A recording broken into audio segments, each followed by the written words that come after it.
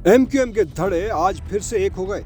मुस्तफा कमाल की पाक सरजमीन पार्टी मुत्तहदा में जम हो गई, जबकि बहाली कमेटी के फारूक सत्तार ने भी अपने साथियों समेत MQM में शमूलियत का ऐलान कर दिया। MQM पाकिस्तान के सरबराह डॉक्टर खालिद मकबूल सिद्दीकी का कहना था कि मुश्तरका काविशें रंग लाई हैं। मुस्तफा कमाल, फारूक सत्तार और उनके साथियों का खैर मकदम करता हूँ। खालिद मकबूल सिद्दीकी ने कहा कि कौम में मायूसी पैदा करने वालों को आज मायूसी हो रही है। पाकिस्तान बनाया था, पाकिस्तान बचाएंगे। खालिद मकबूल सिद्दीकी ने कहा कि बार बार वजाहतें नहीं देंगे। रियासत मुखालिफ नारे और नारे लगाने वाले दोनों को मुस्तरद कर चुके हैं। उनका कहना था कि 2018 के इलेक्शन में कराची से MQM पाकिस्तान को हराया गया। कराची के इंजन के जरिए पाकिस्तान की ट्रेन को उसकी मंजिल तक पहुंचाएंगे। उन्होंने कहा कि RTS बैठता रहा तो पाकिस्तान की जमहूरियत भी बैठ जाएगी। 2018 में जो जीते वो हैरान थे, जिन्होंने जितवाया वो परेशान हो गए। खालिद मकबूल सिद्दीकी का कहना था कि हल्का बंदियां ठीक कर लें, फिर चाहे कल ही इलेक्शन करवा लें। प्रेस कॉन्फ्रेंस के दौरान फारूक सत्तार ने कहा कि विफाक और सूबाई हुकूमत से अलग हो जाना चाहिए,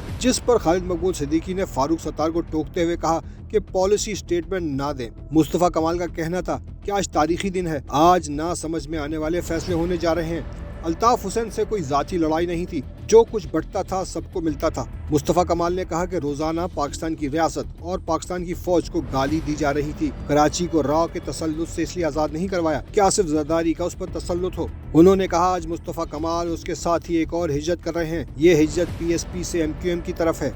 मुस्तफा कमाल ने कहा कि आसिफ जरदारी का इरादा है कि बिलावल को वजीर आजम पाकिस्तान बनाए। बिलावल को वजीर आजम बनाना है तो कराची को साथ लेकर चलना पड़ेगा। पाकिस्तान चलाने वालों से गुजारिश है कि अब कराची के लोगों के दुखों का मदावा करने का वक्त है। उन्होंने कहा कि कराची पाकिस्तान को पालता है, आज भी पाकिस्तान को चला सकता है, पाल सकता है।